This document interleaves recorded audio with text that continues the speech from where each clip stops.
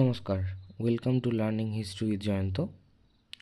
আমাদের আজকের ভিডিওর বিষয় বাঁকুড়া বিশ্ববিদ্যালয়ের 5th সেমিস্টারের C11 history of modern Europe পেপারের সাজেশন। প্রসঙ্গত জানিয়ে রাখি, এই চ্যানেলে এর আগে বাঁকুড়া বিশ্ববিদ্যালয়ের যে সমস্ত সাজেশন আপলোড করা হয়েছে সেগুলি হুবহু কমন এসেছে। তাই আগামী পরীক্ষাগুলিতে হুবহু কমন পেতে এই চ্যানেলটি অবশ্যই সাবস্ক্রাইব করে রাখো। প্রসঙ্গত আরও জানিয়ে রাখি, জয়ন্ত স্যার বাঁকুড়া বিশ্ববিদ্যালয়ের অনলাইন এবং অফলাইন টিউশন পড়ান এবং কেবলমাত্র কেউ যদি নোট পারচেজ করতে চাও সেক্ষেত্রে সেই ব্যবস্থাও আছে। তোমরা স্ক্রিনে দেওয়া নাম্বারটিতে ফোন, হোয়াটসঅ্যাপ বা এই ভিডিওর কমেন্ট সেকশনে নিজেদের প্রশ্ন বা যে কোনো রকমের কনসার্ন তোমরা জানাতে পারো। চলো আর দেরি না করে ভিডিওটি শুরু করা যাক। মডিউল 1 থেকে প্রথম প্রশ্ন এবং স্টার মার্ক প্রশ্ন। মনে রাখতে হবে স্টার মার্ক প্রশ্নগুলি সাজেশনের এবং যে প্রশ্নগুলিতে স্টার মার্ক নেই সেগুলি এক্সট্রা প্রশ্ন।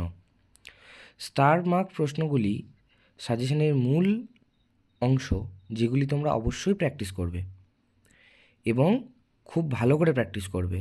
যে প্রশ্নগুলিতে স্টার মার্কস নেই সেই প্রশ্নগুলি একবার হলেও দেখে যাবে, এগুলির আসার চান্স রয়েছে।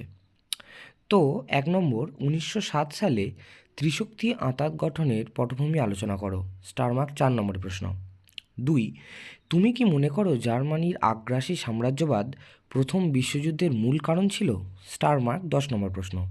এবং 3 নম্বর একটি এক্সট্রা প্রশ্ন, জাতিসংঘের ব্যর্থতার কারণগুলি আলোচনা করো। এটি 4 মার্কসের জন্য একটি এক্সট্রা প্রশ্ন হিসেবে দেওয়া রইল। মডিউল 2 থেকে 1 নম্বর স্টার মার্ক প্রশ্ন, ইতালিতে ফ্যাসিবাদের উত্থান তুমি কীভাবে ব্যাখ্যা করবে? অথবা প্রশ্ন আসতে পারে, ইতালিতে ফ্যাসিবাদের উত্থান বা পটভূমি সম্পর্কে আলোচনা করো। অথবা প্রশ্নটা এভাবেও আসতে পারে, মুসোলিনি কিভাবে ইতালিতে ক্ষমতা দখল করেছিলেন? এই প্রশ্নটি 10 বা 4 যে কোনোভাবেই আসতে পারে। 2, জার্মানিতে হিটলার কিভাবে ক্ষমতা দখল করেছিলেন? অথবা আসতে পারে, জার্মানিতে নাৎসিবাদের উত্থানের পটভূমি আলোচনা করো। স্টার মার্ক অবশ্যই 10 নম্বরের জন্য আসতে পারে এই প্রশ্নটি। মডিউল 3 থেকে 1 নম্বর স্টার মার্ক প্রশ্ন, রুশ জার্মান অনাক্রমণ চুক্তির প্রেক্ষাপট আলোচনা করো। 4 মার্কসের স্টার মার্ক প্রশ্ন। 2, কোন প্রেক্ষাপটে 1939 সালে সোভিয়েত জার্মান অনাক্রমণ চুক্তি স্বাক্ষরিত হয়েছিল? স্টার মার্ক 4 নম্বরের প্রশ্ন। 3, নব্য সাম্রাজ্যবাদের অভ্যুত্থান কিভাবে হয়েছিল? স্টার মার্ক 4 নম্বর প্রশ্ন। 4, স্পেনীয় গৃহযুদ্ধকে কেন দ্বিতীয় বিশ্বযুদ্ধের মহড়া বলা হয়? এটি এক্সট্রা প্রশ্ন হিসেবে থাকবে 4 নম্বরের জন্য। 5, 2 বিশ্বযুদ্ধের মধ্যবর্তীকালে ফ্রান্স কিভাবে নিরাপত্তা সঞ্চয় করেছিল? 4 মার্কসের জন্য এক্সট্রা প্রশ্ন। মডিউল 4 1 স্টার মার্ক 10 নম্বরের প্রশ্ন, দ্বিতীয় বিশ্বযুদ্ধ কি একটি পরিকল্পনা নাকি ভ্রান্তির ফল? 2 নম্বরে, দ্বিতীয় বিশ্বযুদ্ধের জন্য জার্মানি কতটা দায়ী ছিল? স্টার মার্ক 4 নম্বরের প্রশ্ন। 3 নম্বরে, আন্তর্জাতিক রাজনীতিতে ইউএনও অর্থাৎ ইউনাইটেড নেশনস অর্গানাইজেশন এর গুরুত্ব ব্যাখ্যা করো। স্টার মার্ক 10 নম্বরের প্রশ্ন।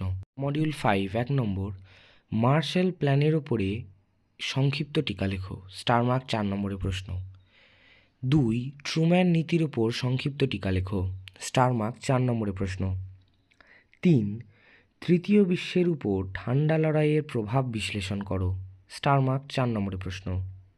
4, সোভিয়েত ইউনিয়নের পতনের কারণগুলি আলোচনা করো। স্টার মার্ক 10 নম্বরের প্রশ্ন। মডিউল 6 1 নম্বর প্রশ্ন, উপসাগরীয় যুদ্ধে মার্কিন যুক্তরাষ্ট্রের ভূমিকা আলোচনা করো। অথবা উপসাগরীয় যুদ্ধ সম্পর্কে একটি সংক্ষিপ্ত টিকা লেখো। স্টার মার্ক প্রশ্ন 4 বা 10 যে কোনোভাবেই আসতে পারে এটি।